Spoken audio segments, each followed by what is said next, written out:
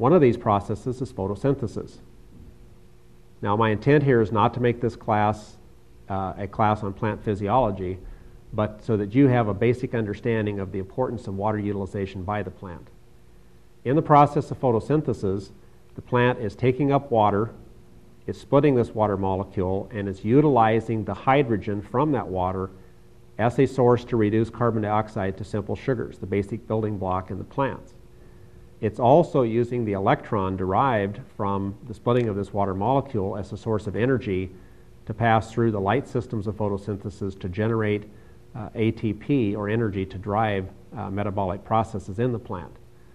So plants utilize water in one respect from a standpoint of the basic life-sustaining process, photosynthesis.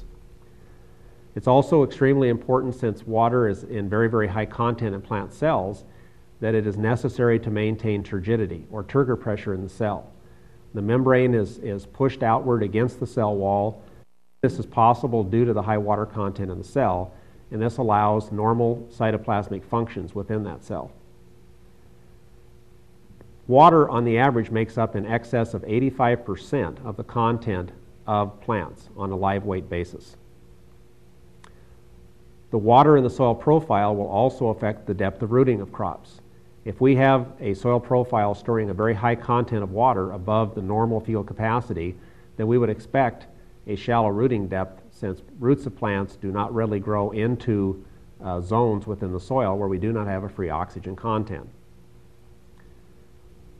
A second reason that water is important in our study of soils is due to the influence that water has on soil formation and development. Now, in an earlier unit, we discussed soil formation and development, and in that unit, we were looking at the role of the climate in determining the rate of soil formation and development. Well, without water, we don't really have a suitable environment for the weathering of the rocks and minerals, the deposition of organic material, and the overall processes that are involved in the formation of the soil. In other words, as soils weather and develop, the amount and availability of moisture is extremely important in both physical weathering processes and chemical weathering processes. Probably one of the things that most of us are familiar with is the availability of nutrients as a result of the uptake of water by the plant. So as plants are living and growing and utilizing water from the soil profile, along with this water in a passive sort of manner, we have nutrients, solubilized nutrients, moving to and into the root system of the plant. So we can't overemphasize the importance of uptake of water by the plant from the soil as a mechanism by which plants are able to move nutrients to and into the root system of that plant. Finally, water is important because it influences the physical condition of the soil. If we have too high of a moisture content, we have a tendency to have less stable soil structure. This leads to poor aeration, and poor aeration and excessively high water contents in the soil lead to poor root growth, which is transformed into poor top growth on the plant.